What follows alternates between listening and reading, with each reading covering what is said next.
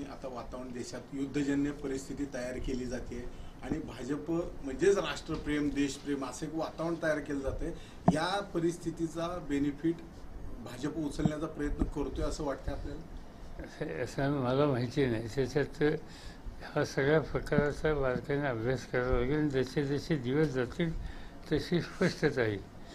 आता आपल्याकडं आम्ही सगळ्यांनी सर्व पक्षाच्या लोकांची बैठक घेतली, गव्हर्नमेंटनी बोलवली. आम्ही एक मताने त्या ठिकाणी सरकारला आणि सैन्य दलाला मनापासून पाठिंबा दिला आणि इथं राजकारण आणायचं हा निर्णय आम्ही घेतला आणि आम्ही त्याच्याशी अधिक प्रामाणिक होतो. तिथं आता सांगण्यात आलं की बऱ्याच लोकांना तिथं काही मारले गेले समोरच्या बाजूचे.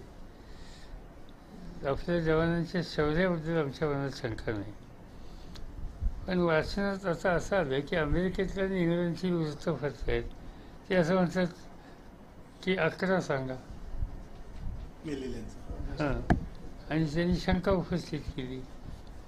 आता काल 3 लोकांची मी टेलिव्हिजन मुलाखत पाहिली, नेव्ही, एअरफोर्स आणि आर्मी स्थलसेना, आणि तिघांनी 11 काही दिलेले नाही, किती लोक मारले गेलेले. त्यामुळे ह्या शंका लोकांच्या मनात जाऊ नयेत म्हणून सरकारने लवकर त्याची माहिती जाहीर करावी.